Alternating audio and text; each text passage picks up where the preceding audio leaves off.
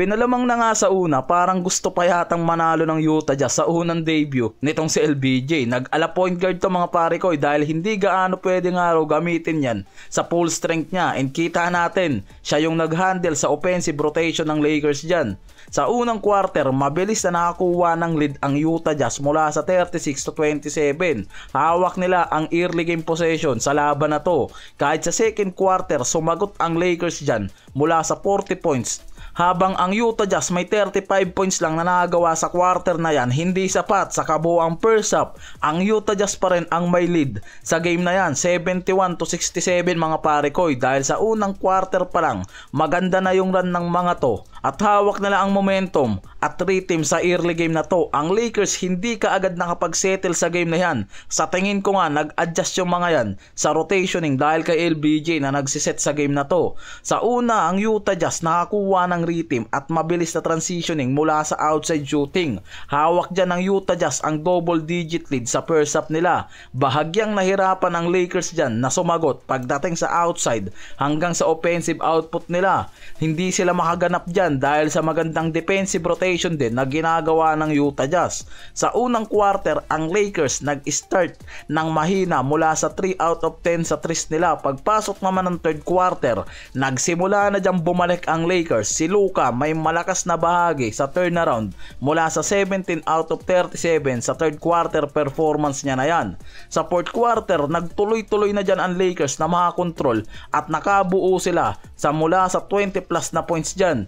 Mas mataas na free throw percentage pagkatapos nga nila na maayos yung opensa nila sa fourth quarter. Mas mataas na free throw percentage at maayos na opensa pagpasok ng second half. Diyan nagkaroon ng malaking advantage ang Lakers. Diyan din mismo nahirapan ng Utah Jazz. Si Luka nakagawa ng 37 points, 11 out of 27 field goal. May 10 assists, nag-shoot ng mas maayos pagdating sa clutch part.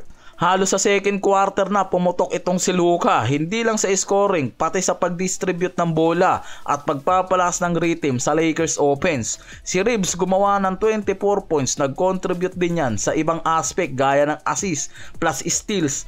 And kita naman natin na sobrang effective pa rin itong si Reeves bilang third option.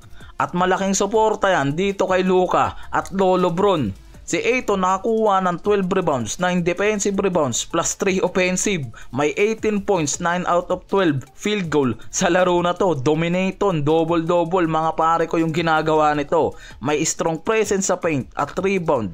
Kaya nakontrol nito yung interior defense. Napigilan nila yung Jazz sa second half at naputol yung momentum ng mga to dahil sa front court ng Lakers. Si LeBron sa unang debut na to nilagay yan sa point guard position ni Redick. Grabe yung effectiveness nitong si Lolo Bron. May 12 assists sa game na to. Hindi gaanong napag-usapan yung scoring resource niya, pero kitang-kita yung pagdadala nito sa bola. Sa return nito, may malaking mental at strategic impact to para sa Lakers. Mula sa veteran presence, leadership. Para kay Redick, mahalagang araw talaga yung pagbabalik nitong si LBJ para mas kompletuhin pa ang roster. Si Larabia bilang bench player, nag-contribute yan ng 16 points. Meron siyang mga key scoring possession.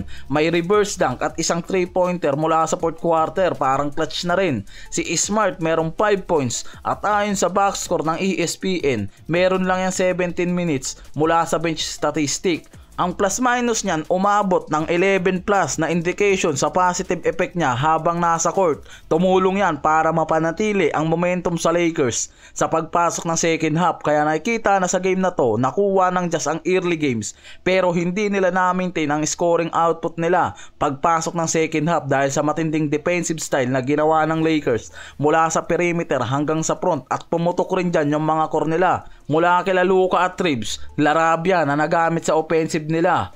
Ang Lakers kasi ngayon meron talagang mabigat na bench support. May source na nagsasabi na ang bench ng Lakers nagbibigay ng 40 plus points ngayon. Ang Utah Jazz may magandang simula pero napigilan sila ng Lakers pagdating sa depensa. Sa third quarter, nakuha na dyan ng Lakers ang momentum. Nag-explode sila sa second half habang ang Jazz hindi nakasabay na nagbago ang momentum ng husto. May malaking improvement sa shot selection at opensa ang Lakers pagkatapos ng halftime na to.